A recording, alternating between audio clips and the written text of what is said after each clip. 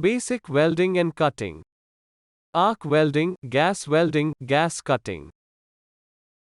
Welding is a fabrication process whereby two or more parts are fused together by means of heat, pressure, or both, forming a join as the parts cool. Welding is usually used on metals and thermoplastics. The parts that are joined are known as a parent material. The material added to help form the join is called filler or consumable.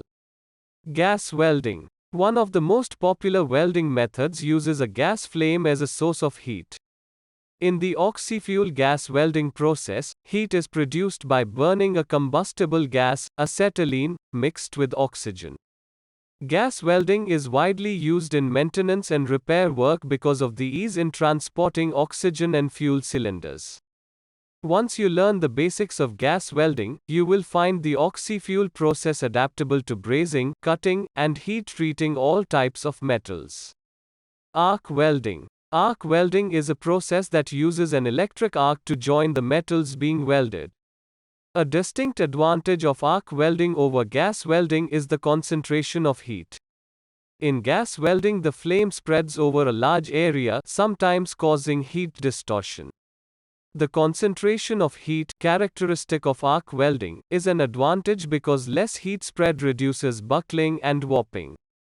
This heat concentration also increases the depth of penetration and speeds up the welding operation. Therefore, you will find that arc welding is often more practical and economical than gas welding. All arc welding processes have three things in common: a heat source, filler metal, and shielding. The source of heat in arc welding is produced by the arcing of an electrical current between two contacts. The power source is called a welding machine. The welding machine is either electric or motor powered. Different types of arc welding. This process can be categorized into two different types: consumable and non-consumable electrode methods. Metal inert gas welding (MIG) and metal active gas welding (MAG). Also known as gas metal arc welding, uses a shielding gas to protect the base metals from contamination. Shielded metal arc welding. Also known as manual metal arc welding, flux shielded arc welding or stick welding is a process where the arc is struck between the metal rod and the workpiece. Both the rod and workpiece surface melt to form a weld pool. Flux cord arc welding. Created as an alternative to shielded metal arc welding, flux cord arc welding uses a continuously fed consumable flux cord electrode and a constant voltage power supply, which provides a constant arc length. This process either uses a shielding gas or just the gas created by the flux to provide protection from contamination. Submerged arc welding, SAW. A frequently used process with a continuously fed consumable electrode and a blanket of fusible flux which becomes conductive when molten, providing a current path between the part and the electrode. The flux also helps prevent spatter and sparks while suppressing fumes and ultraviolet radiation. Electroslag welding, ASW. A vertical process used to weld thick plates in a single pass. Electroslag welding relies on an electric arc to start before a flux addition extinguishes the arc. Arc stud welding, SW. Similar to flash welding, SW joins a nut or fastener, usually with a flange with nubs that melt to create the join, to another metal piece. Non-consumable electrode methods. Tungsten inert gas welding, TIG. Also known as gas tungsten arc welding, uses a non-consumable tungsten electrode to create the arc and an inert shielding gas to protect the weld and molten pool against atmospheric contamination. Plasma arc welding, PAW.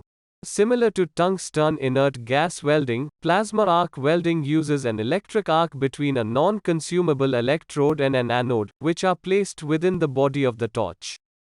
The electric arc is used to ionize the gas in the torch and create the plasma, which is then pushed through a fine borehole in the anode to reach the base plate. In this way, the plasma is separated from the shielding gas.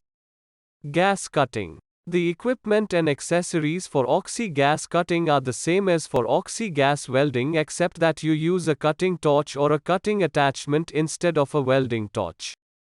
The main difference between the cutting torch and the welding torch is that the cutting torch has an additional tube for high pressure oxygen, along with the cutting tip or nozzle. The tip is provided with a center hole through which a jet of pure oxygen passes. Mixed oxygen and acetylene pass through holes surrounding the center holes for the preheating flames. The number of orifices for oxyacetylene flames ranges from 2 to 6, depending on the purpose for which the tip is used. The cutting torch is controlled by a trigger or lever-operated valve.